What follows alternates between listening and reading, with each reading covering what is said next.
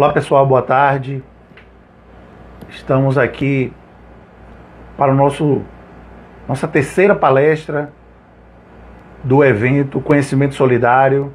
Meu nome é Jaderson Barbosa, coordenador do programa Encaminhar Ação Cidadã, programa de extensão da Universidade Estadual de Feira de Santana, Bahia, que está realizando esse ciclo de lives solidárias em parceria com a Associação FSA Esporte e Cultura. Uma programação gerada aí a partir dessa situação que nós estamos vivendo, difícil, mas que está podendo levar conhecimento, socializar conhecimento para muitas pessoas e também de ajudar as pessoas através da doação de alimentos e de máscaras de proteção. Então solicitamos a vocês que estão participando neste momento, que procurem aqui nas redes sociais do PEAC, né, que é o Instagram do PEAC UFES, ou aqui do próprio @FSA Esporte, e saber como fazer essa doação para que a gente possa, ao final desse ciclo de lives, também poder colaborar com esse momento tão difícil e essa crise social que está se instalando, né, devido a consequências do coronavírus e essa crise econômica. Agradecer muitíssimo ao grupo PEAC, né, o Programa Encaminhar Ação Cidadã, e aí eu me refiro a seus professores, a monitores, bolsistas, que colaboraram com esse processo, a Pró-Reitoria de Extensão da Universidade Estadual de Feira de Santana, ao grupo de pesquisa e estudo FUTCOM. Inclusive, a gente já está preparando todo o material para botar no canal do FUTCOM, né, do YouTube, e agradecer aí a parceria do Dr. Arley Ramos, da Associação FSA Esporte e Cultura, associação e projeto aqui da cidade de Feira de Santana, Bahia, que tem um trabalho muito relevante social, na formação também de atletas, principalmente com futebol, mas trabalho com lutas, com capoeira e com formação de professores também, sempre aí na parceria com a universidade. Agradecer o Batalhão da Polícia Militar de Feira de Santana, na figura do Major Tai e do Coronel Ezequiel, pelo apoio aí dado e que vai nos dar também na entrega dos alimentos, que a gente espera arrecadar em grande quantidade e poder ajudar muitas famílias. E a imprensa, de uma forma geral, vocês que estão aqui divulgando o nosso evento, compartilhando e participando dessa ação, interagindo conosco. Muito obrigado a todos vocês. A gente daqui a pouquinho vai chamar o professor Marcelo Vilhena. Me confirmem só a questão do áudio e vídeo, se está tudo ok, que a gente está aí fazendo esse teste. A gente sabe que o Instagram tem suas dificuldades, né, em virtude da quantidade de lives que está acontecendo, mas eu acho que esse horário da tarde é um horário alternativo, é um horário mais tranquilo, e daqui a pouquinho a gente vai chamar o professor Marcelo Vilhena para participar conosco dessa live, que tem aí a previsão dentro do evento de 1 hora. Conhecimento Solidário tem um objetivo de socialização do conhecimento e tem um objetivo também de arrecadar alimentos, então vamos dar início a essas atividades da tarde, as nossas atividades da tarde. Lembrar que às 19 horas teremos o professor René Simões, hoje ainda, e temos ainda a programação amanhã, 10 horas, 16 horas. Amanhã encerramos às 16 horas, não teremos a programação à noite, e amanhã teremos 10 horas da manhã o professor João Batista Freire, professor aí que é aposentado da Unicamp, mas está nativo aí desenvolvendo várias ações com o esporte e tem muito a contribuir com o nosso momento de formação na área da educação física escolar e do esporte. O PEAC, ele já tem aproximadamente 7 anos de funcionamento, de desenvolvimento de atividades, e tem dois projetos principais. É o projeto de capacitação de professores, que acontece no ciclo de formação. Nós estamos no 7º ciclo de formação, e tem também a escola de esportes, que a gente faz uma escola de esporte itinerante, passando nas comunidades e deixando um pouco de conhecimento sobre essa modalidade. E nesse ano de 2020, a proposta é ter a escola de esporte da UFES, um projeto piloto aí que a gente está colocando em prática. Assim que der tudo certo, que nós estivermos aí livres dessa pandemia, nós iremos colocar em prática. Então, para vocês conhecerem um pouco a Associação FSA, conhecerem um pouco aí. Então, professor Marcelo Vilhena, você que está aí na nossa live, já pega o aviãozinho aí, já joga aí para cima, curte, compartilha, divulga bastante, porque estão sendo momentos especiais de informação, de interação, e já estamos recebendo aqui em nossa live o professor Marcelo Vilhena, no qual eu já cumprimento em nome do programa Encaminhação Cidadã, da Associação FSA Esporte e Cultura. Professor Marcelo, boa tarde, bem-vindo ao nosso evento Conhecimento Solidário. Agradecer pela sua disponibilidade, sem dúvida nenhuma será uma tarde de informação, de conhecimento, de interação. Muito obrigado, professor. Aproveito nesse momento também para testar nosso áudio e vídeo, se está tudo ok para você aí. Forte abraço. Boa tarde, Jaderson. Me ouve bem? Ouço bem, tranquilo, ótimo. Então tá jóia, então vamos lá. Jaderson, primeiro, obrigado pelo convite, parabéns pelo evento, pela proposta, né? Nesse momento a gente tem que, cada um a sua forma, dar a contribuição, né, para as pessoas, para todos, né, que precisam, tanto aqueles que estão dentro de casa fechados, né, e quanto aqueles também que passam por necessidades. Então parabéns pela proposta e pelo evento, parabéns também pelas duas lives que você já fez, acompanhar as duas, né? Foi um pouco difícil, traumática a primeira lá com o Alcides, né?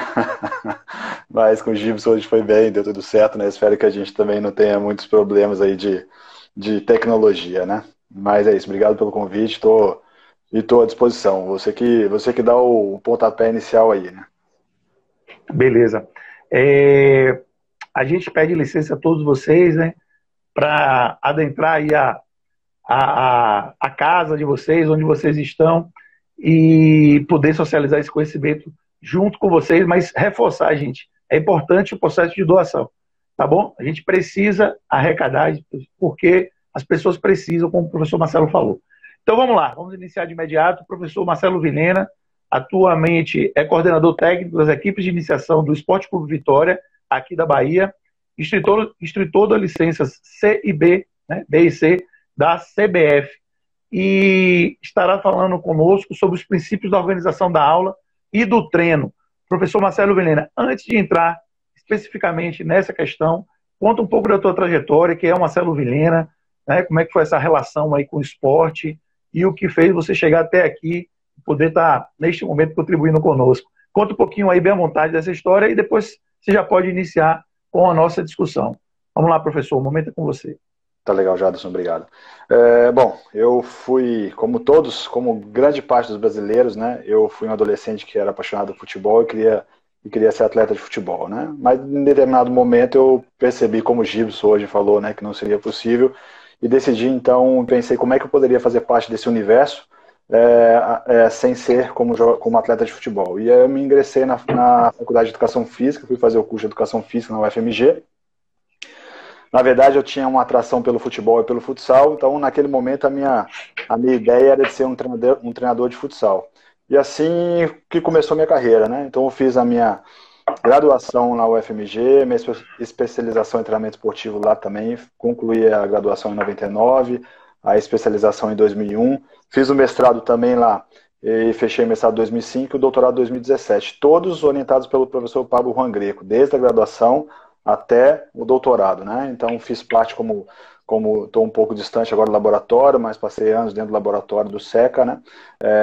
Junto com grandes colegas, grandes profissionais, né? Paula de Paula, o Pablito, né? Pablo Ramon Coelho Souza, o Gibson, o Juan Pérez Morales, Diogo Giacomini, enfim, grandes pessoas e grandes profissionais, né? Esses foram os que eu convivi com um pouco mais de proximidade, né? E me ajudaram aí a crescer profissionalmente, tanto na parte acadêmica quanto na parte prática. Então eu tracei um caminho acadêmico, fui professor substituto da FMG, fui professor de uma universidade chamada FUMEC em Belo Horizonte, da PUC durante praticamente 11 anos, trilhando então esse caminho acadêmico, mas também dentro das quadras e do campo. Então comecei como treinador de futsal, numa equipe chamada, na verdade, como auxiliar, estagiário de um clube chamado Barroca Tênis Clube. Depois fui convidado para assumir uma equipe chamada Saracutica, na época, de futsal. Depois fui para o Colégio Magno, uma grande referência. Participei de várias seleções mineiras, fui auxiliar técnico de várias seleções mineiras, de várias categorias de campeonatos brasileiros de seleção. E em 2006, eu fui convidado, indicado pelo Diogo Giacomini, nós fizemos um mestrado juntos, e eu fui indicado para assumir uma vaga de treinador no América Futebol Clube, também trabalhei como treinador da América no futsal, já havia trabalhado como treinador da América no futsal, fui indicado para assumir a equipe sub-14. E aí começou então essa minha história no futebol, de 2006 para cá. De 2006 para cá eu passei então nas categorias sub-14, sub-15, sub-17, sub-18, sub-20, sub-23 como treinador.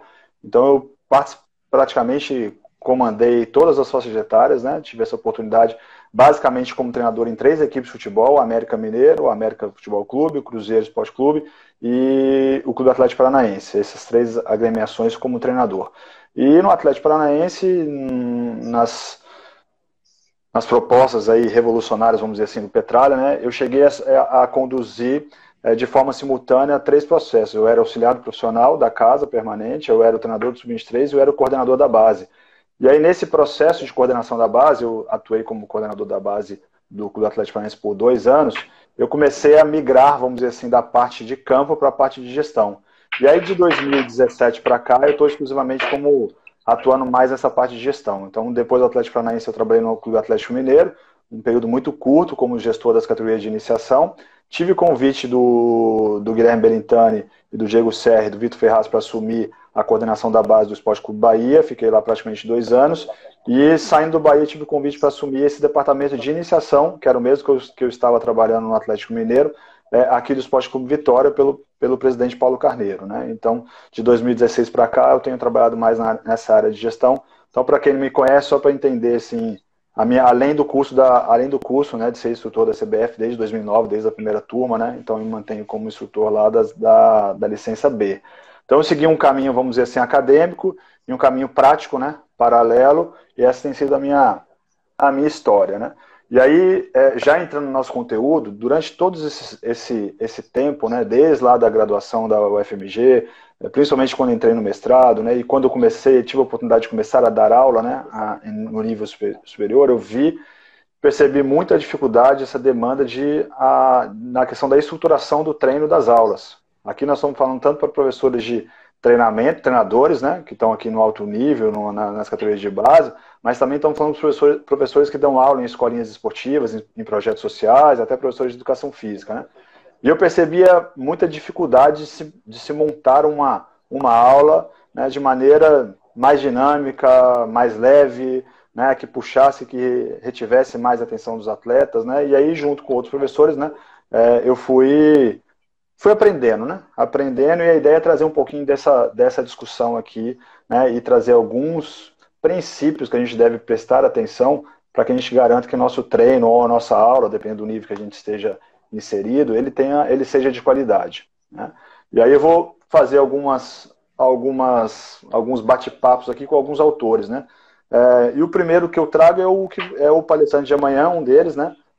O Pablo é praticamente meu pai aí, acadêmico, mas eu vou falar nesse momento do João Batista Freire, quando ele fala no livro Pedagogia do Futebol, que nós devemos seguir 4 princípios, né, filosóficos, vamos dizer assim, no nosso ensino. Nós temos que ensinar bem. Então, o primeiro ponto é ter qualidade na nossa aula, ensinar bem a todos, ensinar a gostar do esporte, a gostar mais e ensinar mais do que o esporte, né? Então, quando eu tive acesso a essa leitura, né, isso casou muito com os meus princípios de vida, né? Eu falei, opa, isso aqui me atende, né? Me atende como professor. Então, eu me formei e escolhi ser um professor. Então, eu tenho a obrigação de ensinar bem os meus alunos. O primeiro passo para ensinar bem é saber o que eu vou ensinar. Qual o conteúdo que eu preciso passar, qual que é a demanda, onde que eu estou inserido, né? Como que eu vou montar um treino, né? Eu vejo que a gente negligencia muito o processo de montagem e construção do treino, né? Quantos de nós, quantos treinadores, quantos profissionais de educação física montam um treino na cabeça, na hora do carro, no trânsito, indo para a escola, ou indo para o gramado ou para a quadra? Eu fiz isso muito tempo no início da minha carreira, né? Eu ia pensando na hora lá o que eu ia apresentar para os atletas ou para os meus alunos. Na verdade, eram os alunos, né? E tem muito o que o Gibson falou hoje pela manhã. A gente pegar atividades, você comentou também, a gente pegar nossas 10 melhores atividades. Você tem um caderninho ali de atividades, você pensa, pô, que atividade eu vou fazer hoje? E aí você vai na escolinha e entrega uma atividade. Mas você não pensou no conteúdo, você não pensou no objetivo, você não pensou como que você vai apresentar aquele conteúdo. Então eu vejo que esse é um dos erros que nós profissionais de educação física cometemos, nós treinadores cometemos, muitos ainda. O Gibson falou muito bem, o nível dos treinadores tem avançado bastante, a questão da leitura, a questão do envolvimento acadêmico, né? Essa dualidade aí, professor acadêmico, professor prático, né? Então isso eu acho que tem diminuído, né? Sistematicamente, vamos dizer assim, mas a gente ainda precisa tomar cuidado com alguns pontos. Então, assim, para começar esse diálogo, eu trago então o professor João Batista Freire, né? E eu acho que a gente tem que pensar, vamos lá, ensinar bem, ok. Mas o que é ensinar bem a todos? E aí, esse talvez, Jaderson, seja a grande discussão aqui da minha fala que eu gostaria de trazer para a reflexão dos treinadores, né? O que é ensinar bem a todos? Como que nós montamos um treino?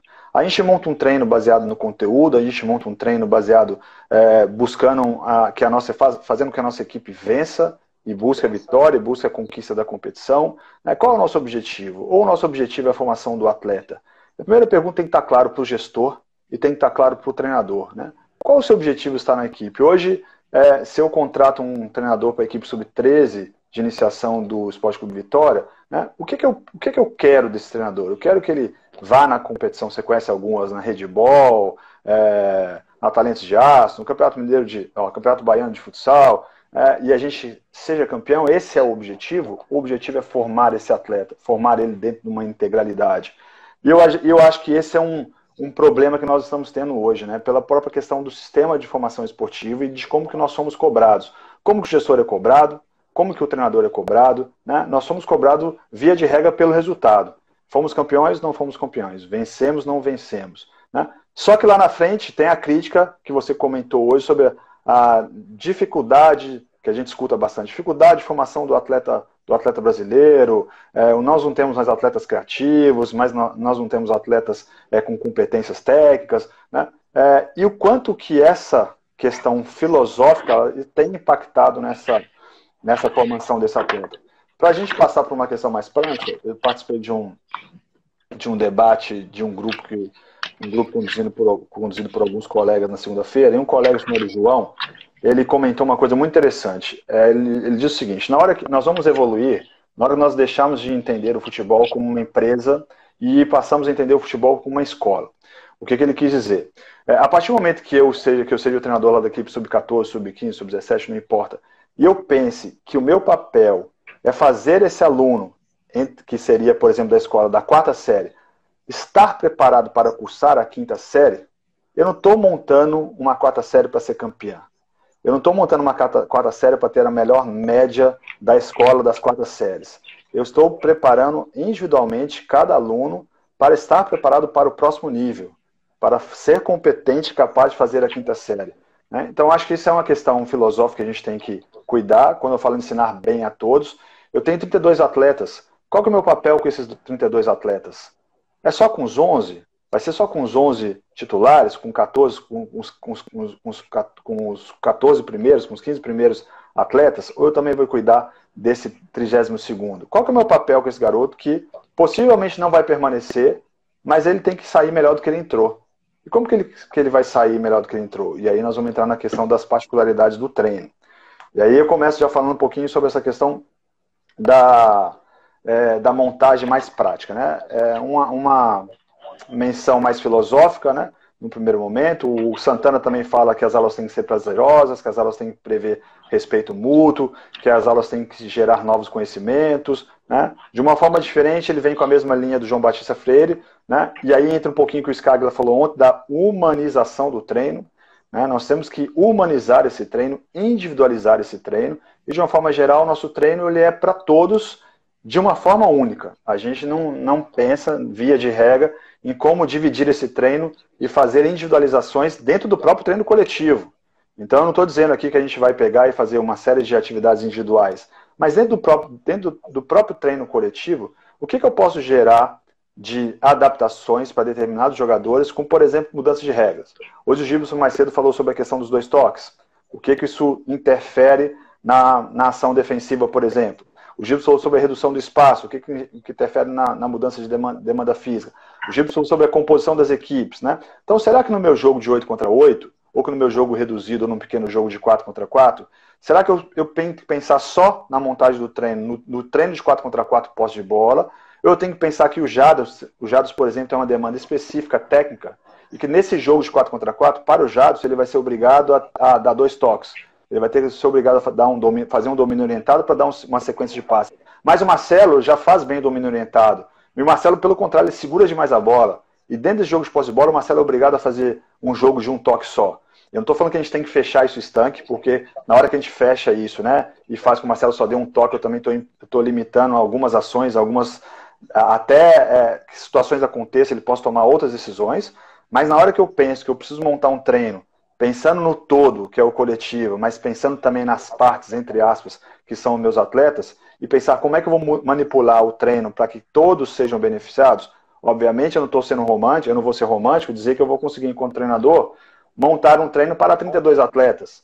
Né? O mesmo treino de 8 para 8, imagina ali, 8 para 8 de um lado, 8 para 8 do outro, eu estou trabalhando no ataque e defesa, o conceito, qualquer que seja o conceito, dividindo o campo. Então tem uma ação, tem um conceito ofensivo, tem um conceito defensivo, ok. E eu não vou conseguir fazer regra para os 32 atletas. Mas para amanhã, quais são meus emergentes? Amanhã eu quero cuidar do Jadson, do Marcelo, do Gibson, do Pablo, eu quero cuidar desses. Então esses vão ter tarefas específicas. E eu vou repetir as tarefas específicas, por exemplo, no dia de amanhã, ou depois de amanhã. Depois que eu esgotei um pouco, eu passo para um outro grupo de atores, vamos dizer assim, de agentes, né? Então não existe fórmula correta, o Gibson fala muito isso. Você falou ontem ou hoje sobre sensibilidade, então nós temos que ter essa sensibilidade, nós temos que cuidar, né, desses detalhes, né, mas nós temos que pensar na questão da montagem do treino também para os atletas. Aí é uma primeira provocação, sabe, Jadson? Nem estou falando ainda numa linha de organização aí de treino, né, mas uma provocação dos treinadores que nos estão ouvindo, quanto deles se preocupam com a individualização do treino, mesmo dentro do treino coletivo, entre aspas, tá? Então, mesmo dentro desse treino coletivo, como que eu me preocupo com a individualização? E eu não estou falando só do aspecto técnico, pode parecer que eu estou falando de aspecto técnico, mas será que tem alguns atletas que na nossa avaliação física, por exemplo, de FMS, mostrou que tem dificuldade de mobilidade de quadril? Então tem dificuldade de girar o tronco? Como é que eu faço um domínio orientado no volante bem feito se eu tenho dificuldade de girar o tronco? Imagina que a gente tem na nossa instituição uma avaliação de FMS. E eu detectei lá que são vários atletas que têm dificuldade de rotação, de mobilidade de quadril. Será que em algumas atividades eu posso ter uma tarefa específica para eles? Então nós podemos falar isso da parte física, da parte técnica, da parte tática, da parte comportamental, de questão de resiliência, de pressão de você tem 2 minutos para poder resolver o problema, se a sua equipe não vencer, em 2 minutos vocês saem. Né? Dá para a gente brincar na questão comportamental também, controle de concentração, manutenção da concentração. Então a gente pensar nessa totalidade dessa formação desse indivíduo, desse ser, desse agente, né? Que como o Gibbs falou, vou falar sobre, precisa ser desafiado e precisa também ter a chance de alcançar os seus objetivos para que ele se mantenha motivado e engajado naquela situação, né? Então, como eu falei, o primeiro passo da discussão aqui é uma provocação, né? Cuidem para que a gente consiga também cuidar das individualidades, porque esse de verdade é o nosso papel, formar o atleta e não formar a equipe. É claro que uma equipe coesa, o Gibson comentou sobre isso, sobre a questão da homogeneidade, ele até falou de 2 possibilidades, né? Grupos homogêneos, grupos heterogêneos, o que isso acarreta, né? E é claro que a gente quer fazer com que todos cresçam. Né? Alguns vão crescer um pouquinho mais, né? Agora, via de regra, o que a gente faz? Os melhores a gente dá mais atenção, os menores dá menos. A gente dá mais minutagem para os maiores, menos minutagem para os menores. Quando falo menores, não é menor de tamanho, né? De não tão bem preparados. Né? Eles entram aqui na mesma, mais ou menos com essa diferença. No final da conta, em um ano, essa diferença aumentou. Então, ao invés de a gente contribuir para que todos subam, a gente aumenta os que são bons e a gente aumenta essa diferença dos bons, entre aspas. Aumenta as distâncias, né? As distâncias. Então, tem que tomar cuidado muito para isso, né? E aí, vamos falar um pouquinho do que eu trouxe de reflexão. Então, imagina que eu convido, tem dois exemplos aqui. Eu convido o Jadson amanhã para ser um professor substituto aqui no Esporte Clube Vitória da equipe Sub-13. O Jadson vai me perguntar, só para amanhã, por exemplo, ele precisa de algumas informações. Né? Então, o que a gente precisa saber para montar um bom treino? Né? As informações básicas. Qual o objetivo? Bom, primeiro, qual é o objetivo da aula? Quantos atletas ou quantos alunos você tem? Qual que é o espaço que eu tenho? Quantas bolas eu tenho? né? Enfim, qual que é o horário, qual que é a duração? Então, são algumas perguntas básicas que a gente precisa pensar para poder montar um planejamento de treino. Primeiro ponto. Agora, imagina que eu sou o dono dessa equipe, não é mais o Jadson que vem sazonalmente dar uma aula substituta, agora sou eu. Então já entra nessa questão anterior que eu falei. Eu preciso conhecer individualmente cada atleta, a demanda de cada um deles, e montar um objetivo coletivo, mas tentar também nesse objetivo coletivo colocar o trabalho das individualidades. Então, o primeiro ponto, na questão do planejamento. E aí a gente vai então para a questão da prática, né? Quais os princípios que a gente precisa analisar e avaliar para que a gente consiga montar uma aula. Não existe uma hierarquia, o que eu vou falar aqui, Jadson, não está numa hierarquia de importância, tá? Então, mas são conteúdos que eu acho que a gente deve considerar. Primeiro, a questão do dinamismo da aula. Então, como é que eu vou fazer a transição? Minha aula tem quantas partes? Ela tem 50 minutos, 1 hora e meia? Quantas atividades eu vou fazer nessas partes? E aí, como o Gilson falou hoje, aquela questão dos pratinhos. Troca pratinho, tira pratinho, né? Como que eu monto uma sequência pedagógica, né, que me facilite a transição das etapas desse treino, de forma que eu perca menos tempo? Né? Então, o primeiro ponto, a gente ainda vê, eu vou falar muito no ambiente mais de escolinha, eu vejo, em equipe eu confesso que tenho visto bem menos, mas no ambiente de escolinha, de projeto social, né, muita demora na transição das atividades. Então, o professor monta aquela atividade extremamente elaborada, uma série de pratinhos, e o tempo que ele gasta, ele é sozinho, ele não tem uma comissão técnica ao lado dele, ele precisa desmontar tudo e montar uma nova estação, ele monta uma outra estação extremamente elaborada. E aí ele perde 5, 4, 7 minutos de aula, e ele perde também o interesse dos alunos. Ele também perde essa concentração e essa participação. E muitas vezes a gente fala que a nossa turma ela é bagunceira. Poxa, mas que turma bagunceira? A turma está sendo bagunceira porque ela não tem tarefa. Né? Porque ela não está mobilizada, porque ela não está sendo engajada. Né? Então, um ponto importante é a gente cuidar dessa organização da aula em relação às transições e garantir que essa aula seja dinâmica. Para que essa aula seja dinâmica, para que a gente evite um exemplo que o Gibson deu hoje da questão das filas, que a gente evite filas, a gente tem que pensar na maximização do espaço e da participação. Então, qual que é o tamanho da minha quadra? Qual é o tamanho da minha quadra de futebol 7? Qual que é o tamanho do meu campo? Quantos atletas eu tenho? E como eu vou fazer atividades de forma que eu consiga colocar o maior número de atletas / alunos fazendo ao mesmo tempo, né? Garantindo o mínimo de organização, mas fazendo com que eles tenham vivências, principalmente de minutagem de tarefas. Né? Obviamente, quando a gente faz uma série distribui, mesmo que sejam vários jogos de 4 contra 4, por exemplo, no campo, e a gente faz ele de forma simultânea, e se você está sozinho, a gente não consegue intervir no sentido de correção. Mas a gente garante que ele jogue até aquele futebol de rua, com um pouco mais de liberdade, com um pouco menos de formalidade, que também é importante para ele. Né? É claro que a gente está falando de meninos menores. A partir do momento que a gente vai trabalhando com garotos mais velhos, sub-20, a gente consegue fazer vários jogos ao mesmo tempo, e o nível de maturidade desses garotos, de profissionalismo, né, de concentração, já permite com que ele jogue um jogo, entre aspas, mais formal e mais sério. Né? Então a gente precisa também cuidar da questão da maximização do espaço e da participação, garantindo, como eu falei, que a gente tenha mais alunos fazendo ao mesmo tempo, né, e mais alunos tendo a oportunidade de vivenciar. Todos os princípios, na verdade, eles se interagem, né? Eles não acontecem de forma isolada, né? Um outro princípio é o princípio da ludicidade e da motivação.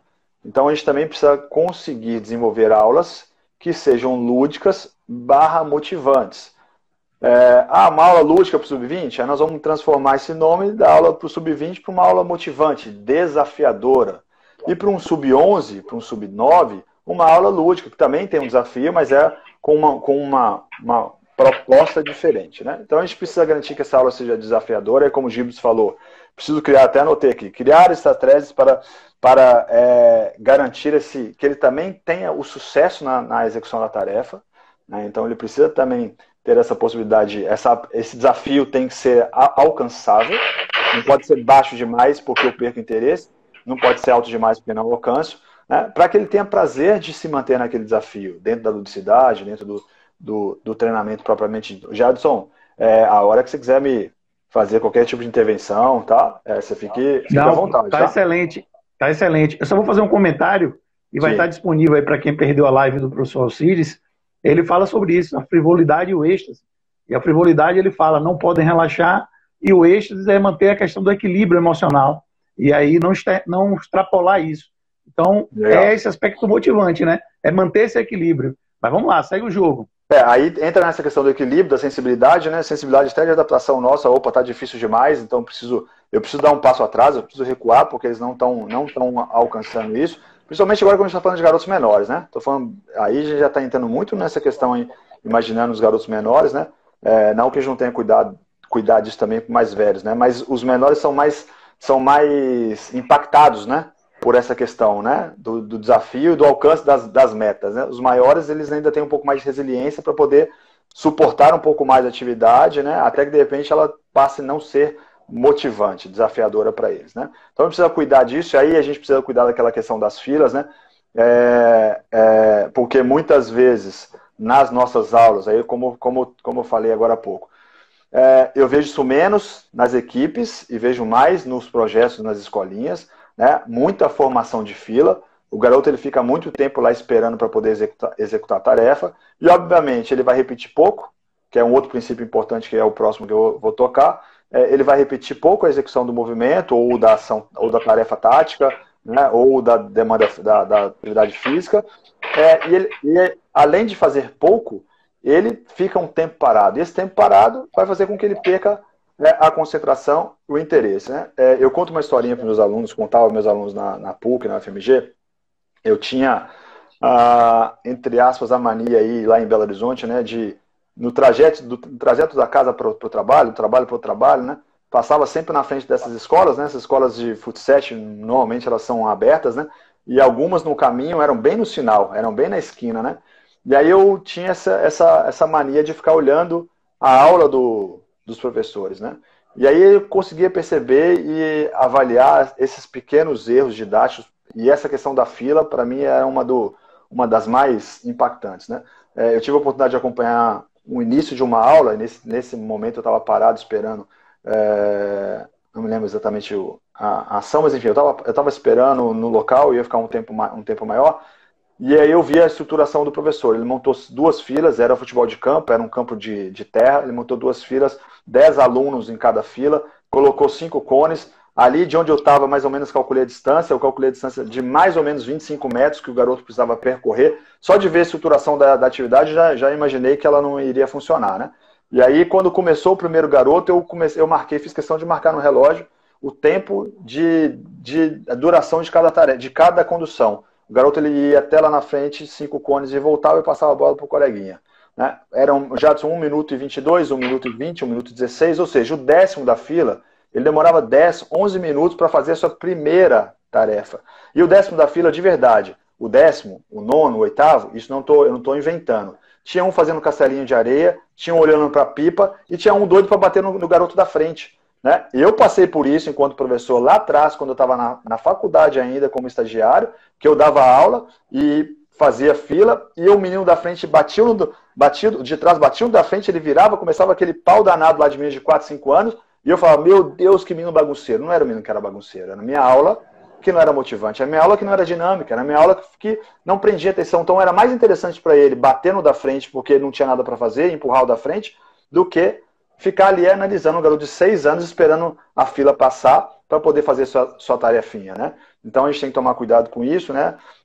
A gente garante a motivação, ludicidade, se a gente também garante maximização do espaço, participação, se a gente diminui também a fila, se a gente também faz uma aula extremamente dinâmica, tá? Então, um ponto que deva ser colocado, professores, treinadores, na hora que os garotos perderam a atenção, começaram a conversar demais, mudar o foco, a primeira pergunta é, será que o problema é deles ou o problema é a minha aula que parou, ou que não está atendendo, que não está engajando, né, como o Skagler falou, como o Gibson falou.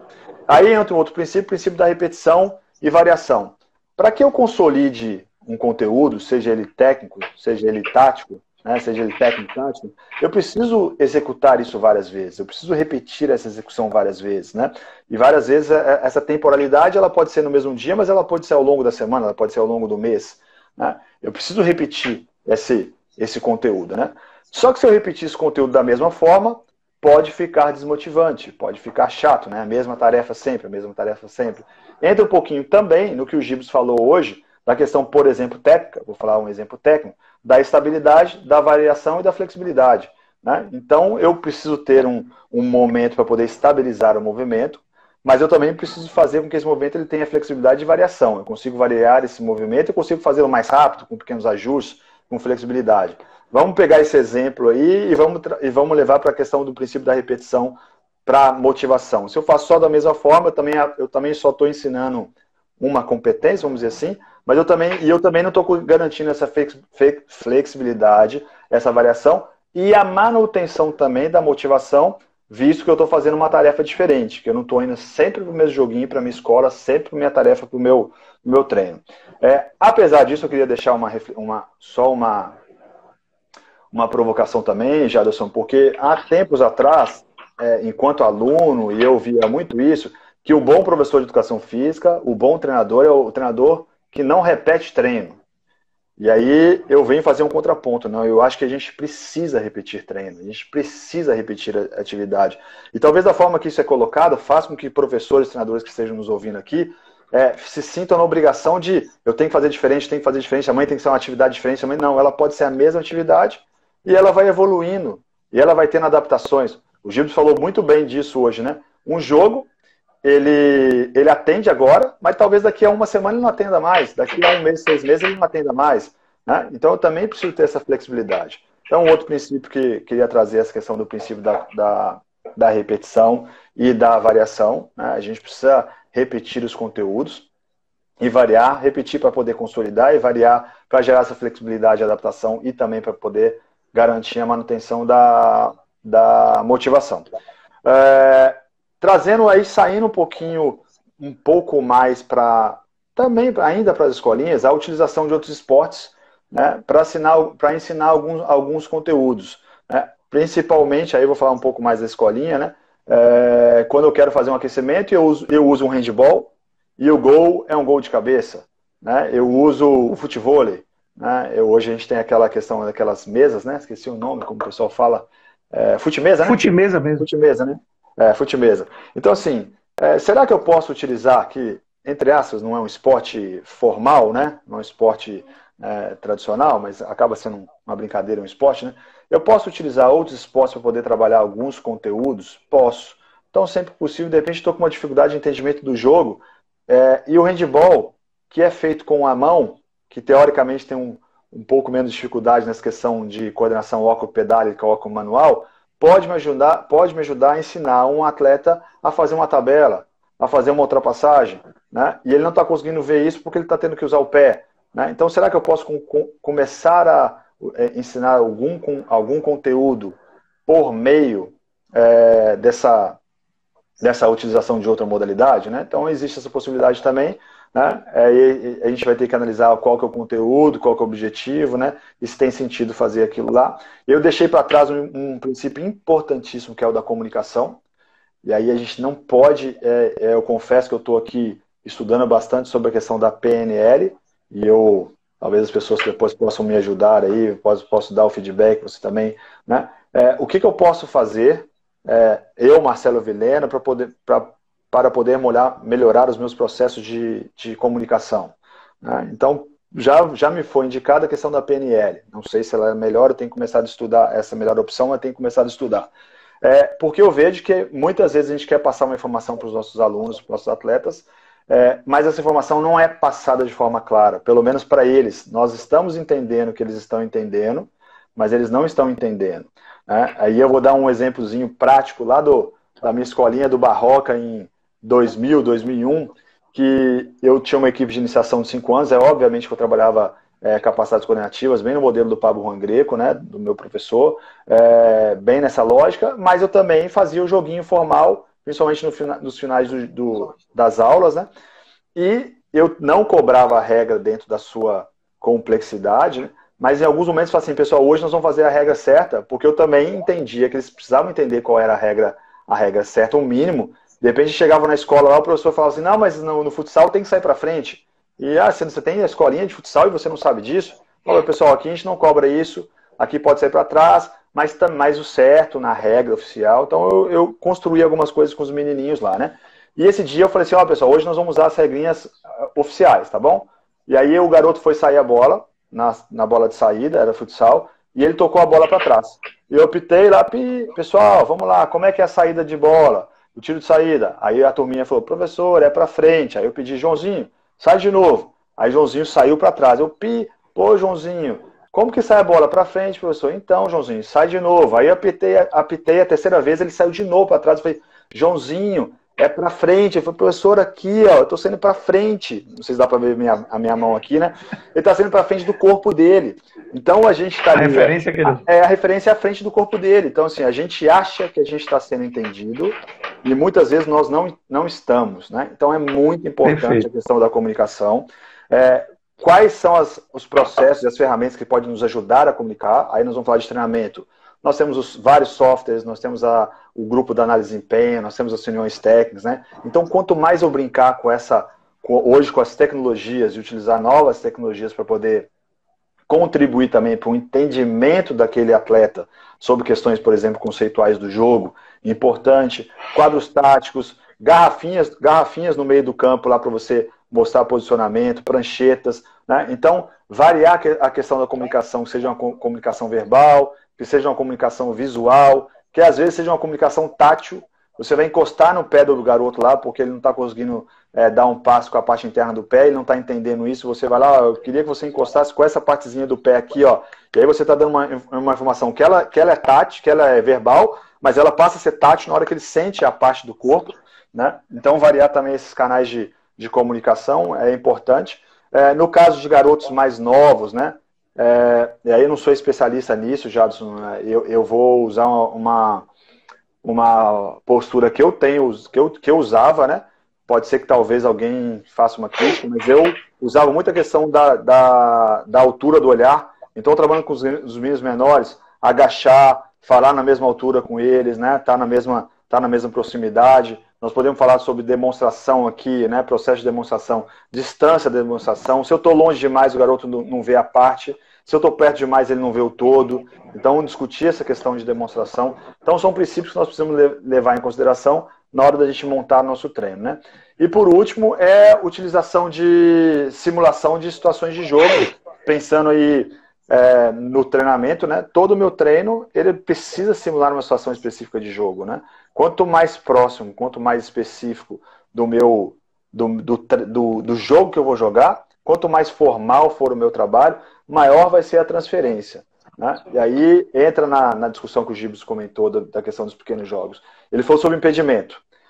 Para mim, hoje é inegociável um trabalho, no caso de treinamento, ele não pode não ter o impedimento. Não pode deixar de ser cobrado o impedimento.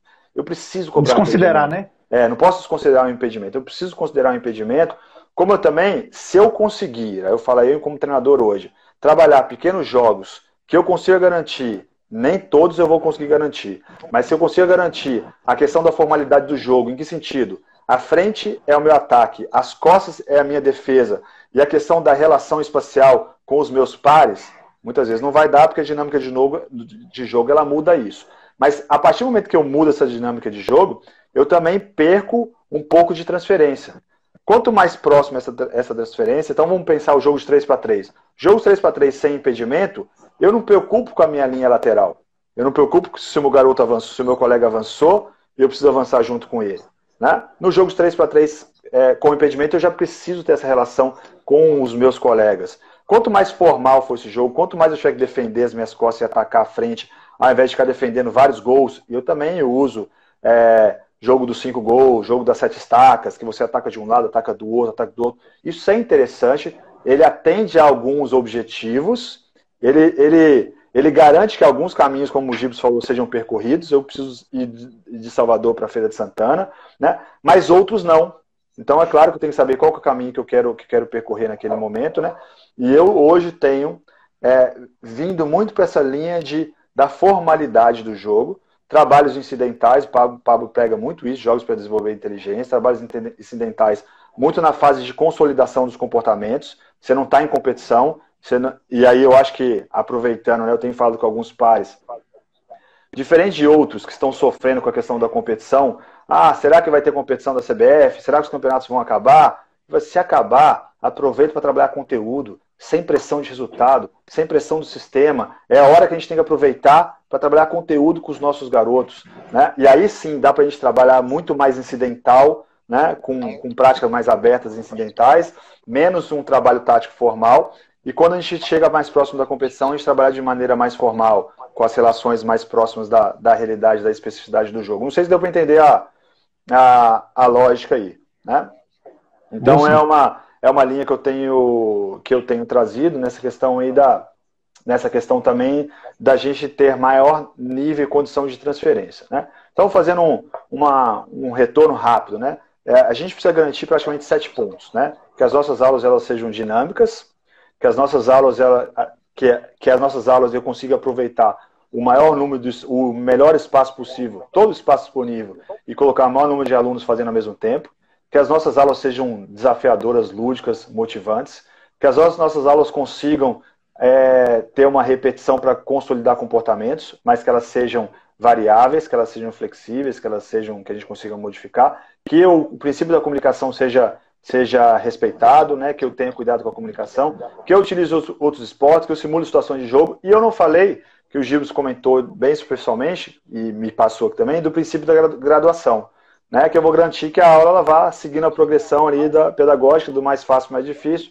do mais simples para o mais complexo, e do desconhecido para o conhecido, né? Então eu preciso garantir também, de maneira pedagógica, isso vai facilitar muito a aquisição do entendimento ou do comportamento por parte dos atletas, né, ou dos alunos, quando a gente também utiliza esses princípios. Então são princípios mais práticos, né? São princípios que vão nos ajudar a conduzir essa aula. Se a gente observar esses princípios mais práticos, a gente monta uma boa aula. E os princípios mais filosóficos, que é o cuidado com todos, né? Que eu acho que esse ponto é relevante aí, cuidar de todos e pensar em preparar todos, né? Então, de uma forma geral, esse é o primeiro passo aí. Na verdade, eu estou vendo aqui o relógio, falta aí uns 15 minutos, né? Esse é o primeiro passo. O que eu avançaria, se você não tiver perguntas, né? O que eu avançaria é falar um pouquinho sobre as etapas da aula, dentro desses princípios, né? Mas se você quiser fazer algum tipo de intervenção, alguma pergunta aí, eu estou à disposição.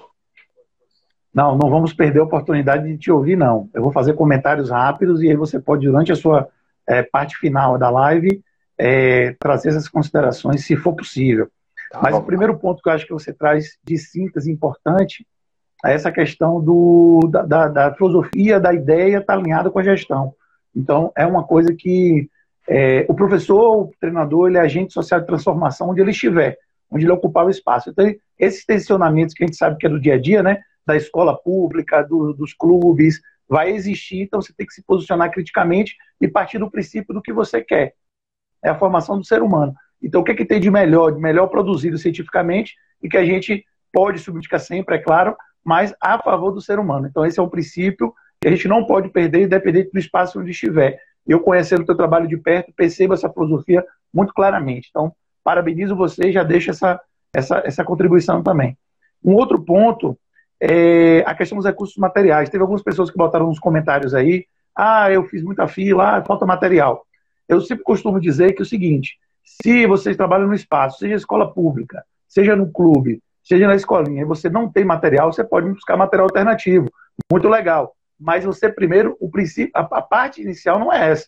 A parte inicial é você ter o material. Você tem que gerar o tensionamento para você ter o material. Há perda pedagógica se você não tem o material e estrutura adequada para trabalhar. Você pode criar 1000 mecanismos criativos para poder substituir material e estrutura.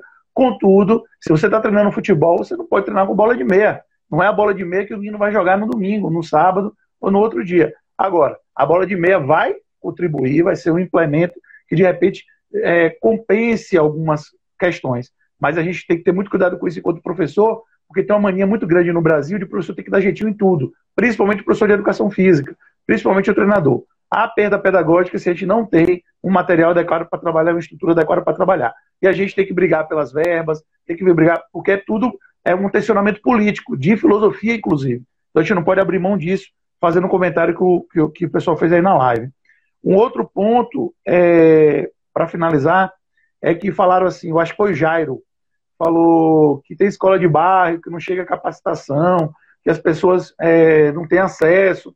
Bom, estamos no Instagram, que todo mundo faz live de música, participa de um monte de coisa, e muitas vezes o acesso ao conhecimento ele é negado pelas pessoas.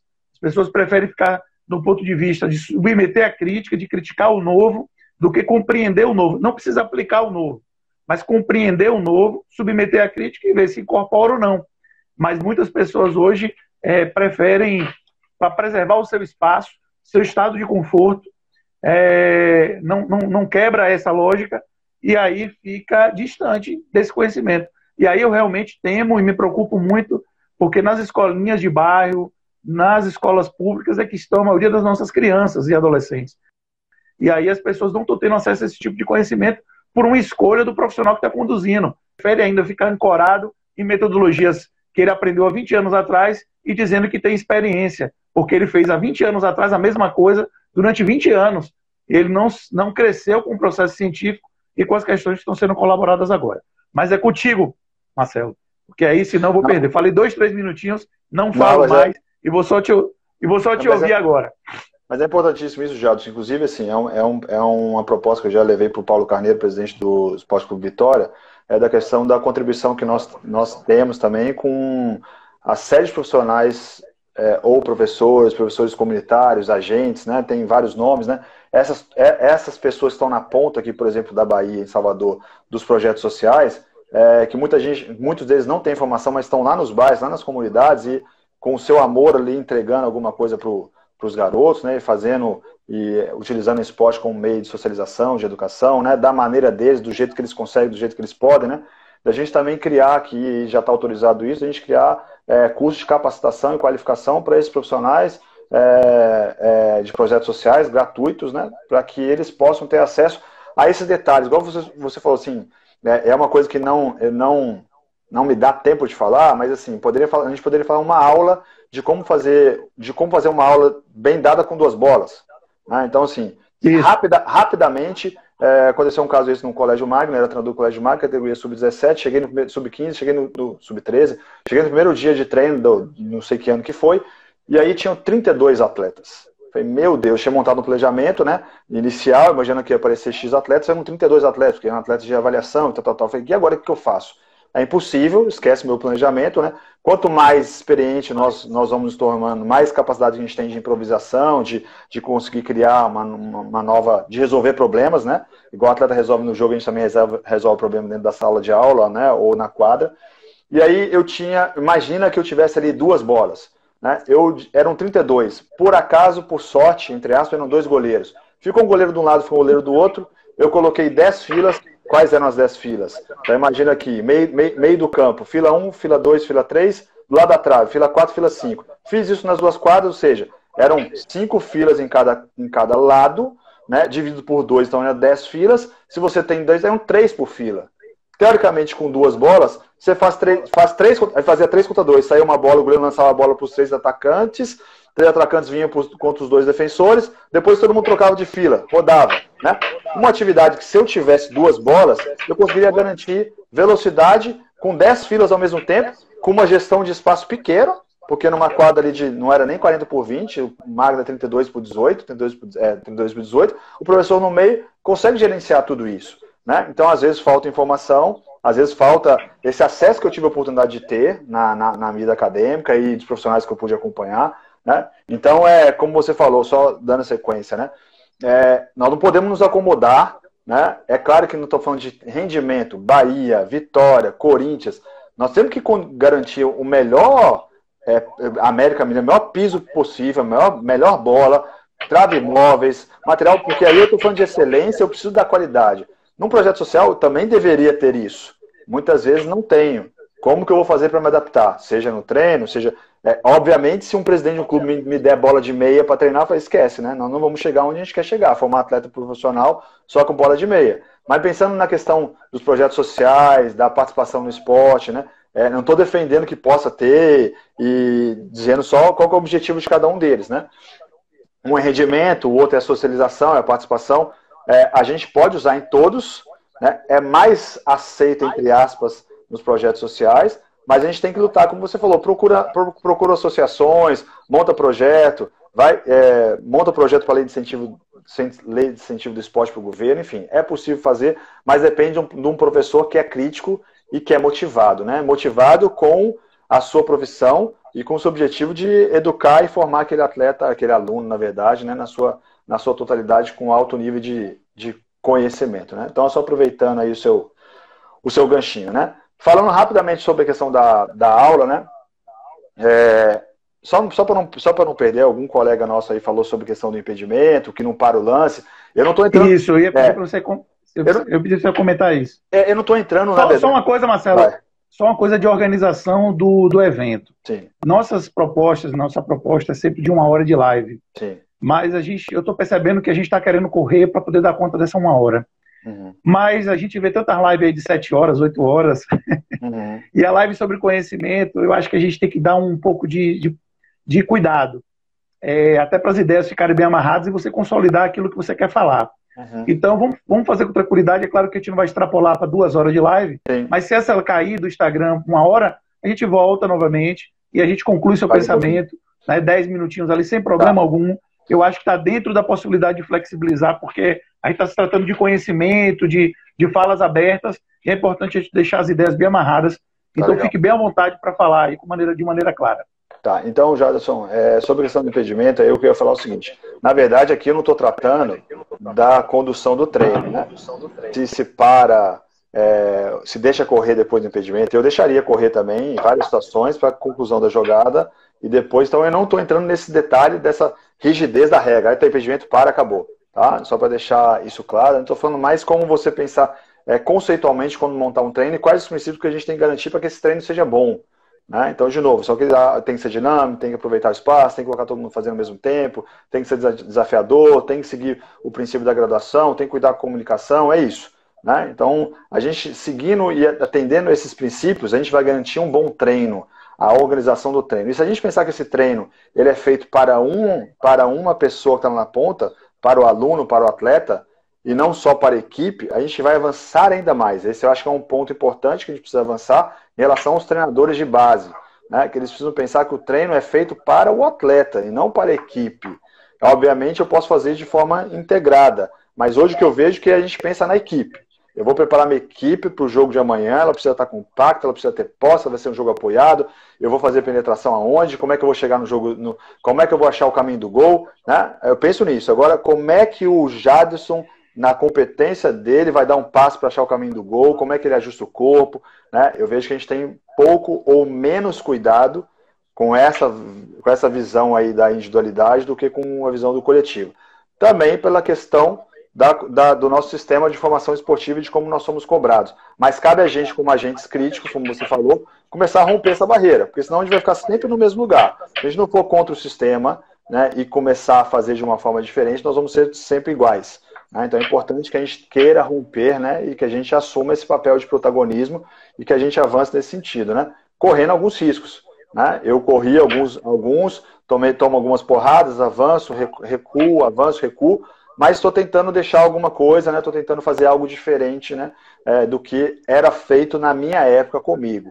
Já muitos colegas têm feito diferente, você é um deles, o FSA é um exemplo, né? E a gente tem tentado fazer diferente, né? Se ninguém pensa assim, a gente vai ficar na mesmice, entre aspas, né? Então é importante que o treinador também comece a pensar que o papel dele é formar o atleta e que talvez, e eu tenho usado isso muito nas minhas lives, né? Quer ser um treinador do Esporte Clube Vitória, na hora que a gente, passada a pandemia, e eu abri o processo de seleção para trabalhar na iniciação, me mostre que você cuida do atleta, que você vai trabalhar o atleta junto com a equipe. Esse vai ser o treinador que vai trabalhar no meu grupo de trabalho, né? Aquele que está preocupado com a formação do indivíduo, né? E não só com a formação da equipe, tá legal? Passando então para a última parte, que seria as etapas da aula. Então, pensando nesses princípios, o que a minha aula pode ter? Né? A minha aula, ela pode ter, não necessariamente ela vai ter todas essas etapas, né? Ela pode ter uma conversa inicial. Normalmente eu incentivaria que todas as aulas... Segura, Marcelo. Vai fechar? Segura. Estamos aqui, já assinei, já sinalizou o Instagram aí o tempo máximo, né, de 1 hora. Pessoal, a gente vai sair, tá bom, na live, e nós vamos reconectar, vocês voltam novamente para essa etapa final da palestra do Marcelo. Vamos lá. Olá pessoal, estamos de volta para a segunda etapa aí, continuidade da live com o professor Marcelo Vilhena, do Esporte Clube Vitória, professor que está falando aí sobre os processos de organização do treino, e em nome do programa Encaminhar Ação Cidadã, em nome da Associação FSA Esporte e Cultura, a gente agradece muitíssimo a presença de todos vocês, a divulgação, a forma como vocês estão entendendo a nossa proposta. O programa Encaminhar Ação Cidadã aqui da Universidade Estadual de Feira de Santana é um programa de extensão que tem dois projetos, o projeto Escola de Esportes e o projeto de ciclos de formação de professores, e a gente tem buscado, nesse momento aí de isolamento social, nesse momento tão difícil que nós estamos vivendo, seguir com as ações do projeto, e surgiu essa ideia de fazermos essa live solidária, esse evento Conhecimento Solidário. Para além disso, além desse evento, né, de socialização de conhecimento, também fazer uma arrecadação de recursos para que possamos distribuir às famílias carentes aqui da cidade de Feira de Santana, Bahia, no qual nós precisamos contar muito com a presença, né, com a participação de vocês. Quem não puder doar em recursos financeiros, doar em divulgação, ajudar a divulgar o nosso evento. Então aí chama o pessoal, fala do que está acontecendo. E se vocês pegaram lá desde o primeiro dia do professor Alcides, hoje pela manhã com o professor Gibson, agora à tarde com o Marcelo Vilhena, e à noite com o professor René Simões, que aí também vai contribuir, fechar com chave de ouro o dia de hoje, vocês realmente vão poder também ganhar, né, nesse momento tão difícil. Já percebi que o professor Marcelo já entrou, e aí a gente já vai chamar ele de imediato para ele retomar aí a sua fala, e a gente ir para o momento final da live, que passou um pouquinho do tempo, mas foi por um bom motivo, tá? A gente está tentando seguir aí o critério de eventos e tempos de fala, mas eu acho que quando a gente se trata de conhecimento, pode sim ter a flexibilização. Lembrando que nós estamos salvando todas as lives e vamos colocar no YouTube, no canal do Futicom, né, que é o Núcleo de Pesquisa de Futebol Competente, com o Marcelo Vilhena, o Israel Teodo e outros profissionais aí da área fazem parte como colaboradores. E amanhã então teremos o João Batista Freire, né, às 10 horas da manhã, e à tarde continuaremos com a nossa sequência de lives. Agradecer a todos vocês que estão participando, a turma aí toda, e vamos chamar então o Marcelo para ele concluir esse momento. E a gente agradecer muitíssimo ao professor Marcelo Vilhena pela disponibilidade de estar aqui conosco. Lembrando, gente, que são 2 semanas, tá? Semana 1 e semana 2. Estamos só na semana 1, semana 2 aí vem forte também. Professor, pode continuar. É com você. Vamos lá, a gente fecha aqui em 10 minutos. Então a aula ela pode ter uma conversa inicial, aí essa sugiro que nós tenhamos, né? Pensando aí, qual que é o objetivo da aula? Hoje nós vamos fazer, turminha, nós vamos fazer uma aula, nós vamos aprender a passar a bola, aprender a chutar no gol, aprender, estou falando de uma forma bem simplista, né? Mas deixar o objetivo para o nosso aluno, /atleta, hoje nós vamos trabalhar um conceito de compactação, ela é importante no futebol moderno, que faz com que a nossa equipe fique compactada, que seja difícil penetrar nossas linhas, enfim. Né? Então explicar ao aluno, ao atleta, qual é o objetivo inicial da aula, investir ali 5 minutos nesse processo. Se você tiver, como eu falei agora há pouco, a questão da comunicação, um quadro tático, né? Alguns treinadores em alguns clubes que você tem a sala de vídeo perto do campo, né? Eles têm a tendência de passar ali, e não precisa ser todos os dias, que aí fica maçante, fica denso, né? Mas eles passam, de repente, para mostrar uma imagem um pouco mais complexa de entendimento, e depois vai para o campo. Então, explicar os objetivos da aula é importante, né? O atleta, ele já vai para a aula sabendo o que ele vai... do que ele vai ser exposto. Um aluno de escolinha, ele volta para casa com um pouco mais de informação, fala, papai, hoje na aula eu aprendi a dar um passe cavado, hoje a aula foi de passe, nós aprendemos uma série de passes, nós jogamos e aprendemos uma série de passes, de diferentes tipos de passes, né? Então isso agrega valor também à nossa aula, né? Pensando aí na questão das escolinhas também. A segunda parte é aquecimento e alongamento, né? Então e aí estou falando de uma forma de uma aula de escolinha mesmo. Se a gente for pensar que talvez nas equipes, muitas vezes a questão dos trabalhos preventivos, do pré-treino, eles venham antes de uma conversa do treinador da comissão técnica propriamente dita, os garotos são perfilados fora do campo, ele faz trabalhos preventivos, por exemplo, né? Estou dando um exemplo que tem sido muito utilizado, né? Trabalho preventivo, trabalho de core, né? Então, existe a possibilidade, não tem que ser feito todos os treinos, não tem que fazer um aquecimento daquele modelo antigo do aquecimento, e nem se faz mais botar o garoto para dar volta no campo. Então, esse aquecimento hoje já é um aquecimento de conteúdo técnico-tático, muitas vezes os preparadores físicos já utilizam isso para preparar a equipe para o segundo momento, né, para a parte, entre aspas, principal da aula. Então, aquecimento e alongamento, eu tenho falado muito com os professores de escolas e escolinhas, se o garoto, que ainda existe essa cultura, né, e eu nem estou aqui dizendo o quanto que ela é positiva e negativa, o que a gente fala é que nós temos que tirar essa visão, né, que me parece que ela está superada, que o alongamento ele previne lesão, né, então acho que isso é uma coisa que já no meio acadêmico já se superou, né? Eu não falo sobre flexibilidade, outras questões, enfim, é uma discussão mais ampla, né?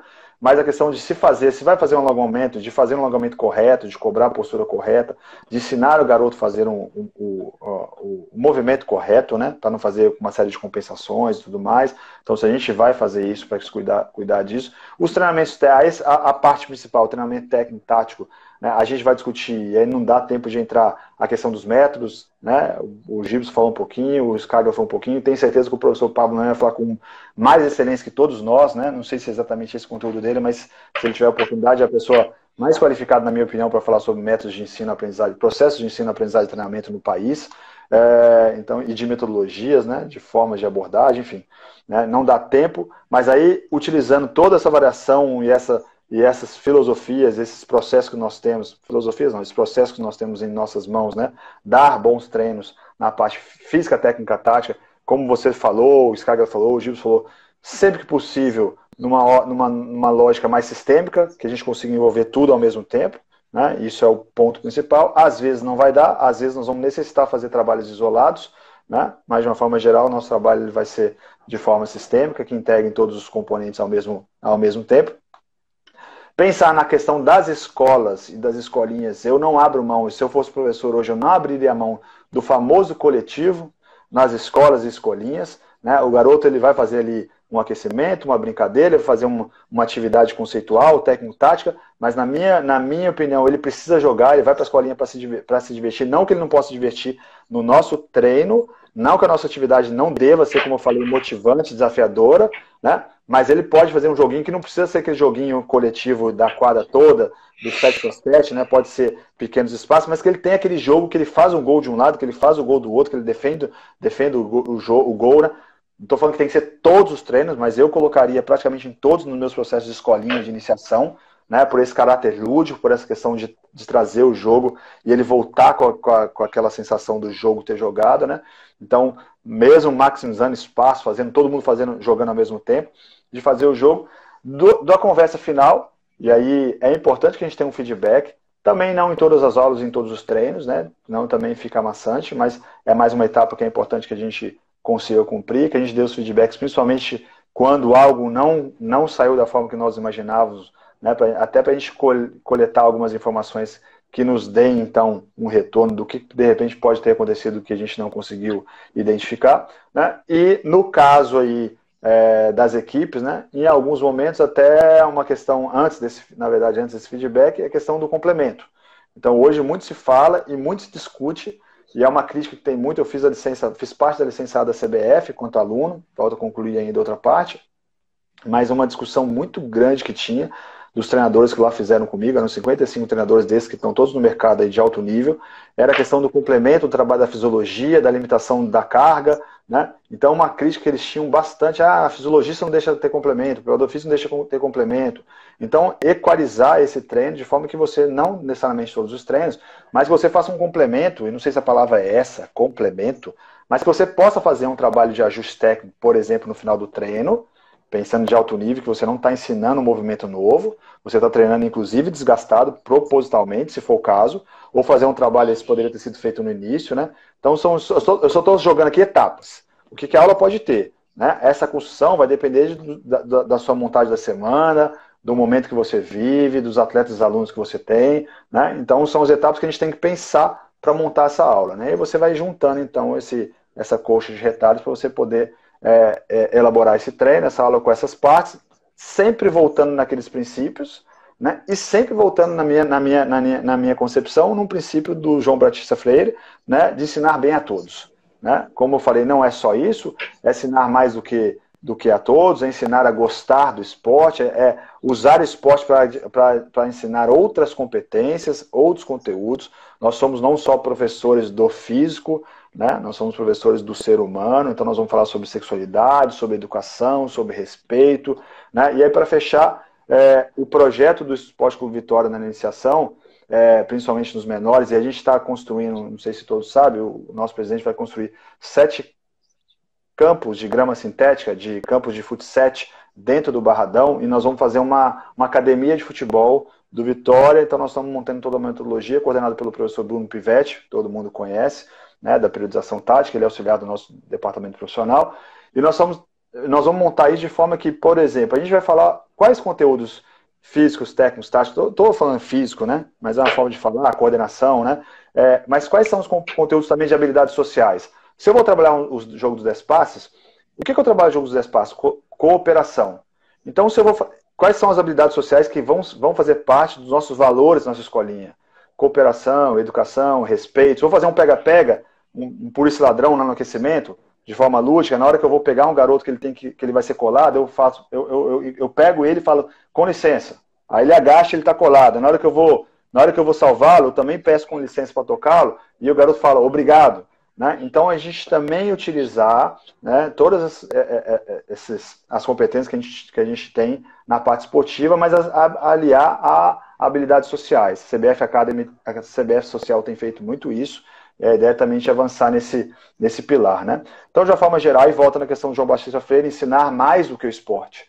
Né? Então, não vou ensinar só o atleta a, entre aspas, chutar bola, a ser um homem, né, um cidadão de bem, que também tem seu compromisso com a instituição, com a família, com ele e com a sociedade. Né? Então, nós temos muito para avançar nesse sentido. Jadson, de uma forma geral, acho que era isso que eu queria tocar. Não é uma live conceitual como do Alcides e como do Gibson, ela entra um pouquinho no outro viés, né? Mas é uma live mais de pensar nas pessoas que estão um pouco mais na prática, que devem pensar para poder montar um treino de qualidade. Como o Gibson falou também, eu queria deixar o agradecimento a você e me deixar à disposição para todos aqueles que quiserem fazer perguntas, né? Que aqui a gente não consegue nem ler as perguntas, né? No direto, né? Podem me mandar perguntas no direto, a gente troca contatos, né? E eu fico à disposição aí para poder bater papo, né? E avançar também na nossa discussão, aprender com as pessoas, com as perguntas, né? E também poder contribuir de alguma forma. Parabéns pelo evento, obrigado pela participação, pelo convite, né? Tá sendo fantástico, né? A gente aprende, todos nós aprendemos, né? O tempo todo, né? Então, obrigado, né? E mais uma vez, obrigado pelo convite, parabéns, Jaderson. Marcelo, você trouxe aí para a gente, nessa tarde de hoje, considerações extremamente relevantes e importantes para o processo de formação das pessoas que estão nos ouvindo, que vão nos ouvir, porque essa live ela vai repercutir sem dúvida nenhuma. E eu só discordo aí de um ponto que você falou, que foi uma live mais do ponto de vista prático. Na verdade, o conceito estava o tempo todo pingando no campo, assim, né? E aí a gente fica, lógico, eu entendi o que você quis dizer, eu estou aqui brincando, que você quis, de repente, materializar algumas questões conceituais das propostas que o Alcides, o Gibson e outros professores da nossa área de conhecimento produz, e você trouxe efetivamente para a parte prática. Essa foi a proposta, eu acho que você atingiu muito bem o objetivo, eu acho que as pessoas que estão nos ouvindo conseguiram, inclusive, já fazer algumas relações. E eu falei dessa questão conceitual, porque estamos sim vivendo uma revolução do conhecimento. A sociedade brasileira vai ter que se reconstruir depois de tudo isso que está acontecendo agora, mas nós já estávamos precisando olhar para o futebol de uma maneira diferente, de uma maneira mais humanizada, mais conceitual, e materializar isso para melhorar a vida dos seres humanos. E você, quando esteve aqui à frente do Bahia, eu vou falar aqui dos trabalhos no Estado, e também agora à frente do trabalho do Vitória, está deixando aí uma raiz, uma contribuição significativa, indo inclusive para o embate, né, os embates teóricos, conceituais e também do ponto de vista de gestão, para que você quebre os paradigmas que estão postos ou as visões que estão postas, no sentido não de ir de encontro, mas pensando sempre em deixar uma contribuição. Você deixa isso claro o tempo inteiro. E tem feito isso, tem contribuído bastante. O outro ponto essa questão do que o Vitória está propondo, do que o Vitória está trazendo através do seu corpo, né, de profissionais, mas você comentando agora de montar um processo de academia de futebol, se preocupar com o processo seletivo de professores, de organizar esse processo de formação de atletas da perspectiva humana, ancorada na perspectiva humana, que é muito difícil você pensar nisso no futebol profissional, em clubes profissionais. E eu acho que os clubes eles precisam assumir o protagonismo. Fico muito feliz quando o Bahia faz isso, quando o Vitória faz isso, e outros clubes da região ou do Brasil estão fazendo, porque a gente sabe que isso repercute nos processos de aprendizado mais básicos, que são as escolinhas e os projetos, que imitam e copiam muitos modelos. Então, vocês acabam sendo referência para muitas pessoas, para muitos projetos. Então, parabéns demais ao Vitória pela contratação dos profissionais que possam fazer isso, acreditando nisso, e pela sensibilidade de permitir que essas coisas sejam materializadas, inclusive investindo em infraestrutura, que é um sinal de dizer assim, olha, acredito nessa ideia, compro essa ideia, estou aqui destinando um recurso X para que vocês possam materializar isso. Então, é também uma posição que o Vitória assume aqui no estado da Bahia, que é extremamente importante. Eu vou ficar sempre muito feliz enquanto professor de escolinha, enquanto professor de projeto, enquanto professor da universidade, de ver os times da nossa cidade, nosso estado, da nossa cidade aqui de Feira de Santana também, podendo assumir o protagonismo. Espero que isso se repercuta a nível de Brasil, porque a gente sabe que o futebol brasileiro é muito carente de boas iniciativas e bons projetos que a gente tem que apoiar. E lembrando que o objetivo da nossa live é a gente também arrecadar alimentos, então tem aí o número da conta da Caixa Econômica da Associação aberta exclusivamente para esse fim, e a gente, tudo que entrar lá e tudo que tiver arrecadar, que a gente conseguir arrecadar, nós vamos transformar em alimentos para entregar a comunidades carentes aqui de Feira de Santana e também na compra de máscaras, né? A UF está com um projeto muito interessante aqui, através do curso de enfermagem, que é a produção de máscaras para profissionais de saúde e também para a comunidade como um todo. É uma forma como a gente tem também de tentar ajudar nesse evento. Marcelo, muito obrigado. Obrigado a todos vocês que participaram da nossa live. Parabéns a todos vocês que interagiram, que estão aqui conosco. Como o Marcelo falou, não deu tempo de responder todas as perguntas, mas eu tenho certeza que vocês assistindo a live do João Batista amanhã e assistindo a live do Pablo Juan Greco, muitas outras questões talvez sejam elucidadas, né? E também vão surgir outras. E essa ideia também da produção do conhecimento é inquietar, é fazer com que a gente esteja sempre buscando. E eu estou aqui extremamente feliz pelo aprendizado. Folhas e folhas de anotação, que eu estou fazendo, aprendendo muito. E Marcelo, mais uma vez, eu te agradeço porque eu aprendi mais uma vez essa tarde, esse momento com vocês. Pessoal, muito obrigado em nome do Programa Encaminhação Cidadã, em nome do Futicom, da Associação FSA e de todo o processo de organização, de todos que estão envolvidos. Agradeço muitíssimo ao professor Marcelo e a presença de vocês. Uma boa tarde e até amanhã, 10 horas, com o João Batista. Um abraço. Valeu, professor. Um abraço. Tchau, tchau.